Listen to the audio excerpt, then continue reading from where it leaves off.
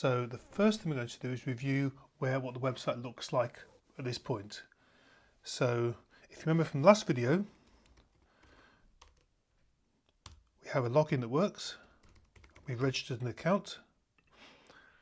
We have a home page, a secure home page, and a new customer page. The only difference is I've added a few extra fields in there just to match the requirements of the assignment topic. And of course then there's the log out. So let's see what we're going to do now. This secure page should be where we list all the customers that are in the customer relationship management system. So what we're going to do is create a different template file, point the secure page route to this new template file, and then create a function which returns all the customer records from the database. I create a list customers handlebars file, and in here I'm going to build a nice simple page template, which is basically exactly the same as the other pages. So it's got a link to the style sheet, I've got the correct title on the page, I've got the display the message if the message exists, and I've got a logout link in the title. At the moment nothing happens because what I have to do is I have to go back to my routes file and I have to point it to this new template. Now if I restart the server, this now displays the new template. So my next job is to modify the customer.js module and add a new function here which will retrieve all the records from the database. So here we have a query that selects the title, the ID and name and the company from the customers table.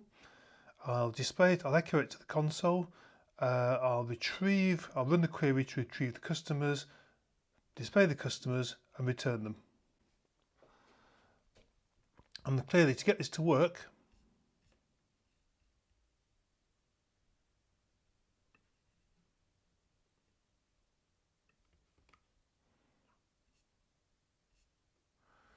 and now if I return to my route, I need to create a new customer object. I've already imported it in the last video. Call customer.all, and I'm going to store the records in ctx.hps customers, because that way when we pass the HPS object to the page, it will also pass the customer records. And then we're going to console log what comes out, then we're going to console log what the HPS variable contains. But we're not going to actually do anything with it on the page for the time being. Nothing has happened on the page itself, but if I look at the server console, you can see that I'm displaying the query, I'm then retrieving the results, and I now need to modify the page to display those results to so the user can see them. So the first version of this template is going to create a list, and I'm going to go through the customers object which I passed to the page and put the name as a simple list. Now because I haven't changed the JavaScript code, I haven't got to restart the server. So now you can see that I'm displaying the two records that I pulled out of the database. Clearly it doesn't look very nice, so the next job is going to be to place it in a table form.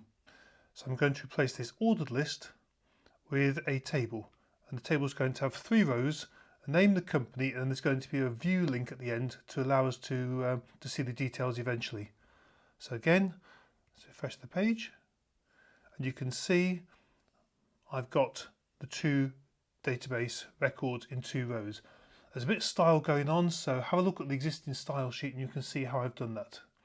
The next job is to create links so I can see the details of the individual customers. So when I click on this view link here, it will take me to a page and display the Sherlock Holmes record and all the fields, and if I click on the view one here, it takes me to the Agatha Christie version. What I've done here is around this view I've created an anchor tag, a hyperlink.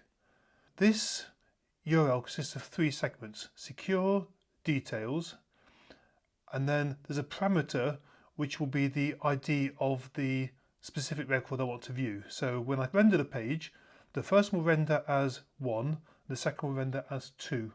Refresh the page, you can see I've now got 2 links. And you can see that this link points to secure/details/1 because the 1 has come out of the database. If I look at the next one, this is secure details/2. So these will link to the same template but use different IDs. So what happens when we click on one of these links? We end up with a page not found, an error, because we haven't created the details page yet.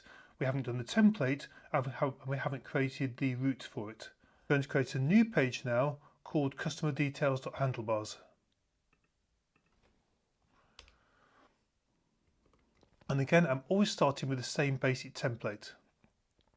It still won't work because I haven't put the route in place. So in the secure.js, I need another route to handle this particular request. So what I've done is I've created a route called /details/ID. And if you remember from the very first video that because it's in the secure.js route, so because it's in the secure.js file, it automatically has /secure attached to the front of the URL as the prefix. So this should log customer details.handlebars, and let's see if it works. And there we are, customer description. And you can see it's gone to /secure/details/1 and it's passed the handlebar object through. So this is working so far.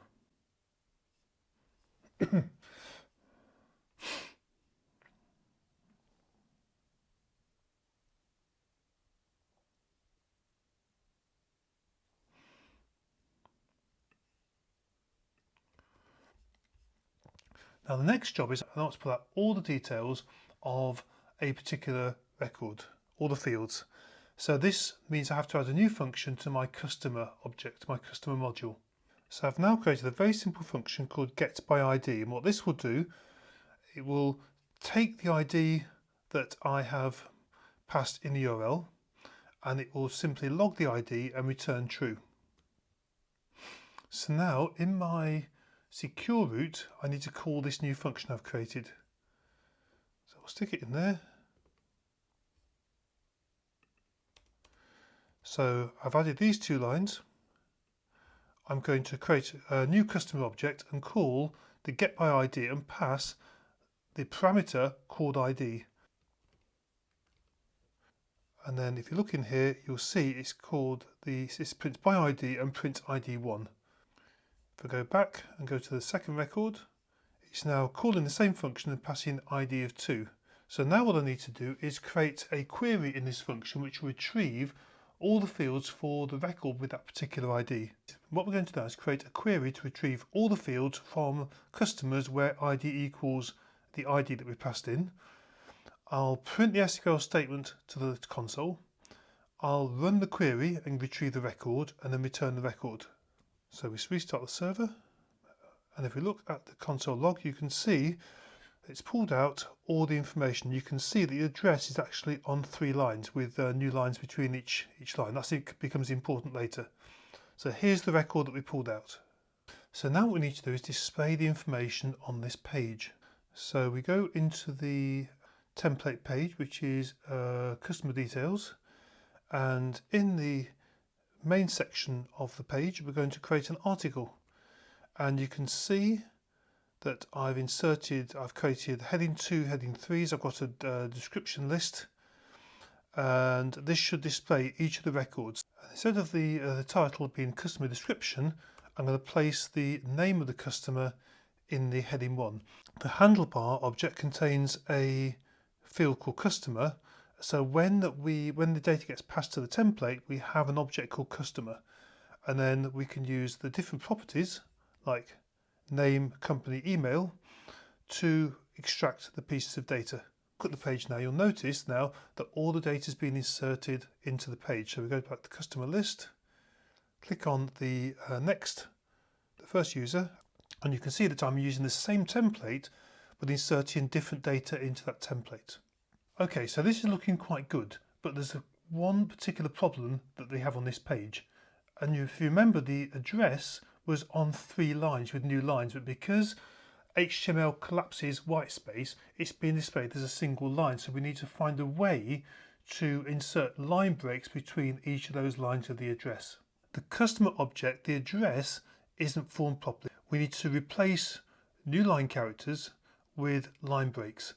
And the easiest way to do that is to split the string into an array on the new line character, which makes an array of 3 indexes, and then join it with the break character. So let's have a look at this. So you can see now that the address is now on 3 lines. And if we look at the console log, you can see that we now have a line break character inserted before the start of each line of the address. And that's what's producing this nice layout. So let's now have a look at what we've achieved so far. So we now have a home screen. It has the name of the business, but there's no date they were contacted. So we need to add that one. We've done the second screen completely. And the third one, we see a details page which lists the information, but you can see that there's additional requirements here which we haven't tackled yet. So we need to create another form at the bottom of the customer details page to capture this information. Now if we look at it, the text input box, yes, we can do that. Drop down list for phone number or email, yes, we can do that. But this is interesting, this part 3. We need to include the username of the person who added the record. In other words, we need to know the username of the person who's currently logged in to the CRM system. The solution takes us back to when we created our, when we logged in and logged out. So when we logged in, if you remember, we created a cookie called authorized. So at this point, we know the name of the user. There's the username we want. So we need to capture this and store it in the cookie so we can access it when we need to know who the user is. So now we are capturing the status of the user and the username as well. And of course, when we log out, we need to make sure we delete that session when we log out as well. We also need to look at the middleware, which is in index.js. If you remember, I used this to loop through all the query strings and add them to ctx.query. What I'm doing now is I'm looping through all the session variables and adding them to the handlebars object. So let's see that in action. So the first thing I need to do is run that is log out and log in again, which will then hopefully capture this extra information. So now if we look at the ctx.hps object, you can see we've got the host and authorized as usual, and the message and the record, but we've now got another field called user which stores the logged in username. So now we're ready to start building our new form. And we're going to insert it after the article and before we display the link. So what I've done is I've created a new form which will go to secure notes, we'll post the data. I've now got a channel, and the channel is a drop-down list, and I'm displaying in the drop-down list word phone with the phone number and email with the email address, and that's required. For the details of the conversation, I'm using the text area, and the extra information I need to be able to add this to the database is going to be the ID of the customer. So I'm creating a hidden field with the customer ID, and I'm also grabbing the username from the handlebars object. So this should be all the information we need for this to work. So you can see I've got a channel, and I've created a style sheet which makes it a bit nicer than the standard look and feel. And if you want to see that, just look at the style.css file. I've also got a text area. If you look at the elements on the page, there we are. I've got my customer as a hidden field with a value of 1 and the username with a value of Mark. That's included in the form data.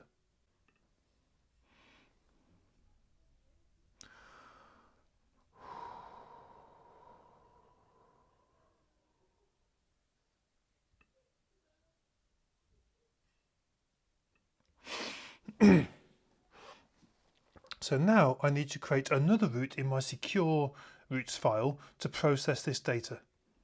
So here we have a post route, which will be /secure/note.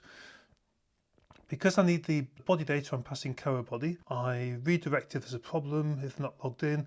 I then print out all the form data that's been posted to the page and then redirect back to the details page with a little message saying notes been added. And I have to pass back to the correct details page, so I need to know the customer ID to put it into the redirect URL. So let's choose a channel. And at the moment, nothing's been displayed, but if we go to the console, you'll see that there is the data from the form. So the channel, the details, the customer ID, and the username. My next job is to create another function in my customer module, which is going to process the data and upload it and insert it into the database. So here's my add note function. So I'm going to pass the data through, console log it, and just return for the time being. It's always a good idea to make sure you're getting the data in the function before you try and do anything more complicated with it. And now I need to call it. So in my secure.js, between console logging the body, I'm going to create a new customer object and call this add note function. I'm going to get rid of this line there, so we should see the function being called. Well, I'm now going to restart the server, refresh the page, choose a channel, add the note. If I go back, it's got, there we are, add note, and there's the data that's being passed to the function. So this is going to require another table in the database. So we need to go back up to the constructor. And once we've created the first table, we need to now create a second table. And because we're recycling this SQL variable, we have to create a variable, not a constant. So this will create the first table if it doesn't exist, and then create the second table if it doesn't exist. And now we have the table, we are going to create an SQL statement to insert the full values into the database, but also we want to record the current date and time of when the record was inserted. So rather than doing it in JavaScript, in SQLite there's a special function called current timestamp. So I've created an extra field called date, and I'm going to let the database itself insert the current date and time into that one. So you can see I've got customer, user, date, channel details, customer, user, date, channel details. So let's see if this works.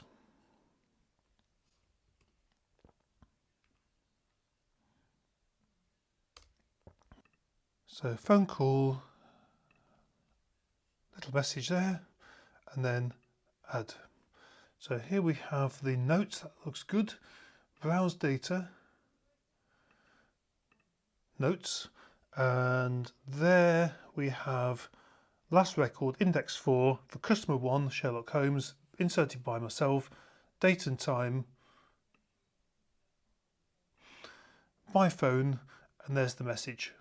We are now ready for the final step, and the final step is going to be to display the conversation history on the same page as the details. So clearly we need to have some way of retrieving all the records from the database. So here is a nice simple function, and what it does, it takes the customer ID, selects all the notes from the notes table where the customer equals customer ID, and ordered by date. So the oldest one at the top, newest one at the bottom. We retrieve them all as an array and return the notes. And to call this, we need to add the call in the, where's it gone? Secure details ID. We are getting the, customer get by ID. So we'll retrieve the notes, store it in the handlebars object, so it gets passed to the template. A customer.getNotes, ctx.parameters.id with the customer ID. So we're getting the customer details and the notes associated with the customer, and then we're going to display them both on the page. We should see nothing's changed. You can see it's retrieved 2 notes associated with the Sherlock Holmes. So the final job is to add some code to the template to use this data and display it in a nice format. I've got a section for each of the notes. Okay, so there we are. So you can see, now I've refreshed the page, you can see there's two problems. The first problem is I just want the date in a nice, easy to display format. I don't care about the time. And the second problem is I've got the same problem with the line breaks being collapsed down. So the solution is I'm going to loop through all the notes in my results array. I'm going to put the new line characters in like I did before. And what I'm going to do now is I'm going to use the JavaScript date function to produce a nice formatted date. And what I then have to do is in the customer details, I have to put the formatted date in there. Now notice I'm using a HTML time element, which allows me to have a nice formatted date on display, but have the full ISO standard date stored in the date time attribute. And there we have it. You can see that I've got the date formatted, the communication channel, the message,